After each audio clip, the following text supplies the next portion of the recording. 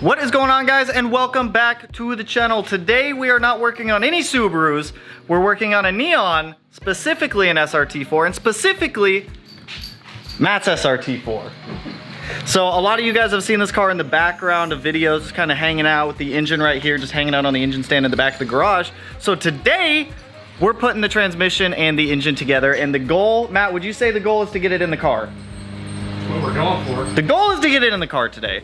So we're slow progress with the engine. Matt's had the engine and the car for a very long time. It's been on the stand for 8 years.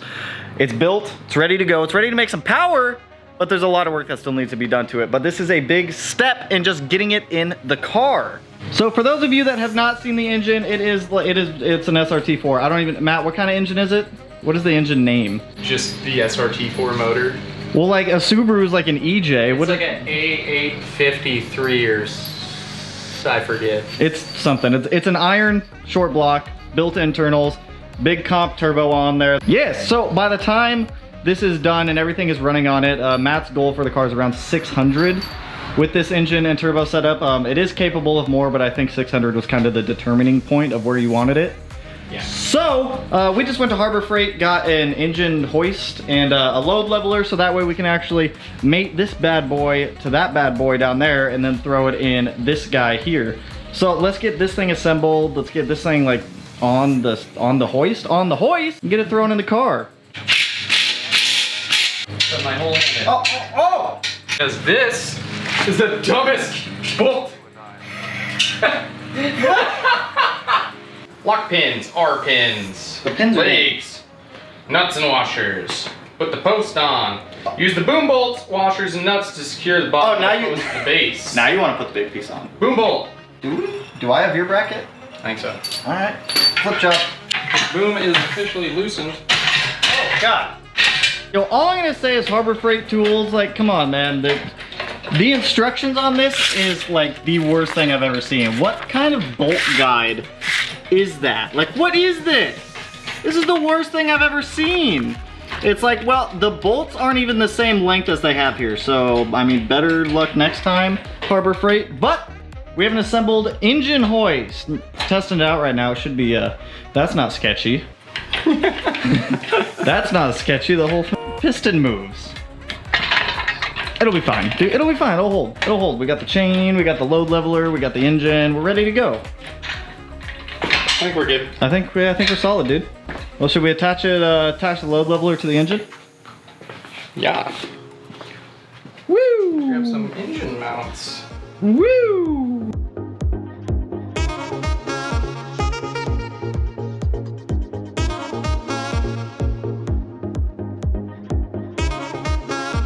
So we made a trip over to Pep Boys because this load leveler is crap. This thing is not good at all. So we're just gonna be using some standard chain to pull the engine that way. Just did this whole yellow area of the load leveler. That gets hard to say really fast sometimes. It was just rubbing on the valve cover. It was rubbing on the cam gears up here also, and it wasn't doing us some justice. So hopefully these chains work a lot better.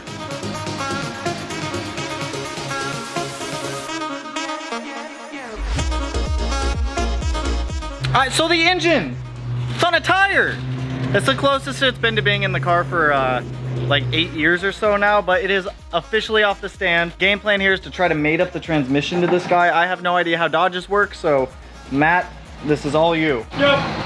It's very side heavy and it wants to try to tilt, so I think we're gonna have to keep these chains on it just to keep it from tilting off for now. Making progress, making progress. So it's definitely getting there. Not quite sure, are we gonna put the flywheel and clutch pressure plate on next? We'll get that guy lined up with that guy, get it all bolted up, and then put it in the engine bay. Matt, this engine bay's been naked for far too long. About 9 years. 9 years? Oh no, dude. 2011. Thought it was 8 years. That was. 2011, Jesus. That's when I left for the Army, was 2011. That was a long time ago. We can stop now. Why would we stop now? Why would we stop? The goal is to get it in the car today. Will that Taco Bell burn you?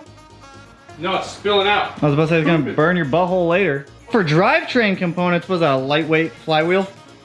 That's ACT. ACT lightweight flywheel, ACT pressure plate, ACT, was that 6-puck, 5-puck, 8-puck, 10-puck, 2-puck?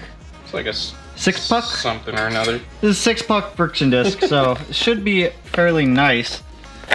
70? Does this like? You just bend the, yep, there you go. It just poops right out. Jesus. It just poops right out, man. When the hell, put the goddamn bouillon cubes in the shower head again. You put the bouillon cubes in the shell head. Was it you?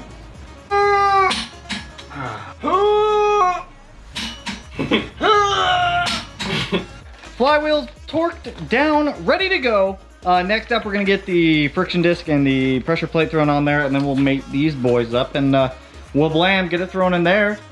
The secondary. Oh, the little like bearing. Because it's like it's not going in there. The little shaft dealio?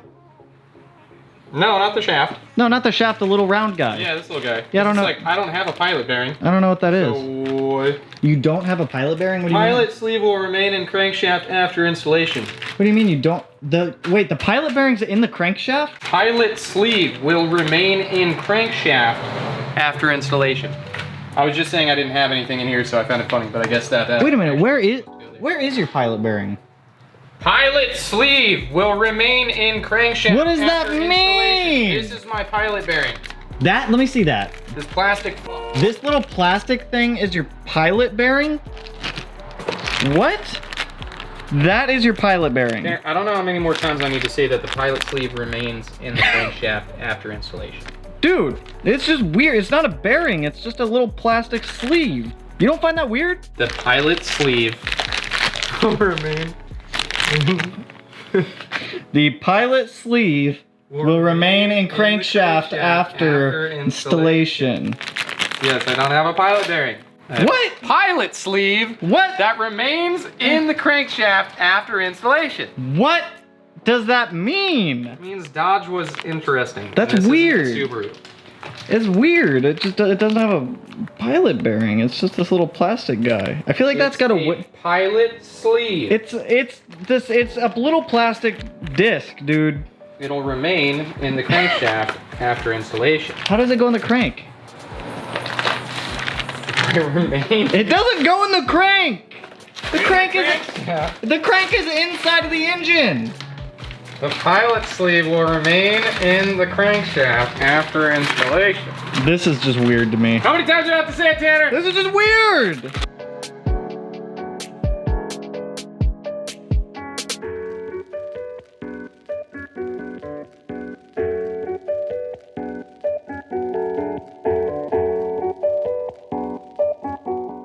Where's the bolt? Grab a bolt! Grab a bolt! Dude, They're friends. that was super easy. That was a lot Time easier. with it actually lined up. Okay, what bolts are these? Should have the size around Dude, it. it just went right in. Now all we gotta do is put it in the car, which I don't think is gonna be that difficult.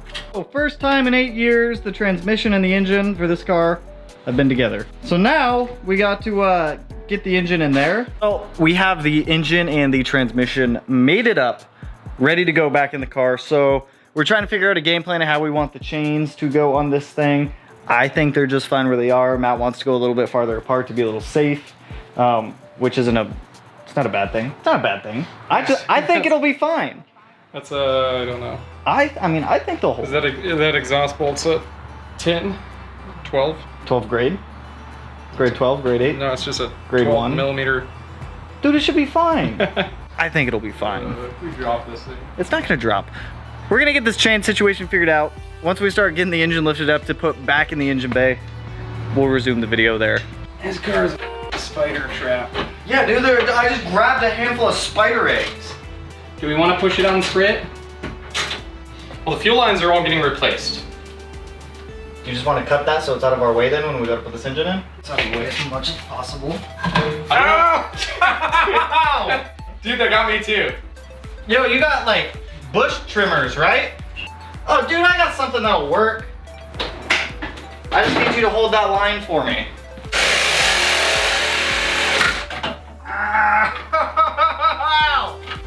Oh my god, we should spray this off. What? Bro, we should spray this the off. There's spiders? Holy yeah.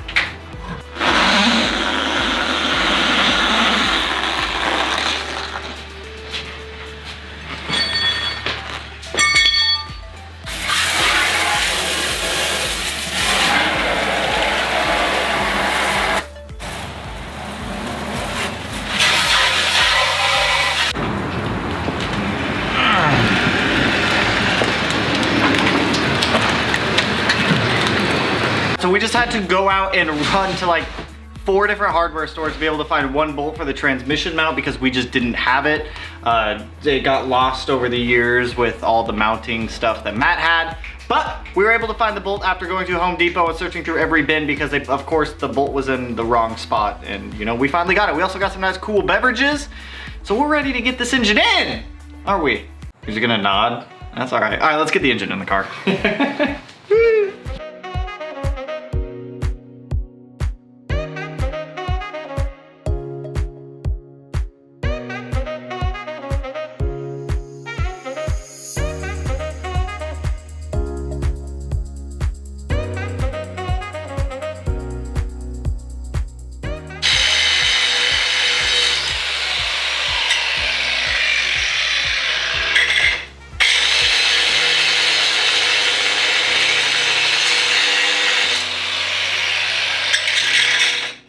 Yo, we got it in. This thing was a pain to get in here. So apparently we had to get the trans bolted up first, and then we had to get this upper mount in, and then there's like a mid mount like down here in the like wheel well, which was really stupid. And then there's a lower mount down there. There's 4 engine mounts. 4 engine mounts to have this thing get in there. But it's in, Matt. It's in. This is the first time the engine has been in this car in 8 years. Yeah, it's pretty weird. 8 years. Yeah, I know. The turbo fits nicely back there. We did not have as many fitment issues with that turbo as you thought we would. I'm really surprised. Because I mean, there's maybe a little, there's like 5 millimeters space right there, but definitely a snug fit. It's but about on that thing, but, dude, you know, it's got an engine in. Casualties. All right, you guys, so that's what we're gonna edit on this one. As we start doing more stuff to the SRT and as Matt gets more parts in, we'll definitely keep everyone updated because I know a lot of people out there are curious about the SRT. So, and I know it needs, it still needs what, a fuel system, electronics. We need a lot. We need a lot. There's a list. There's a lot, but this is a big step. The engine's in the car. And hey, you found your gloves. Yeah.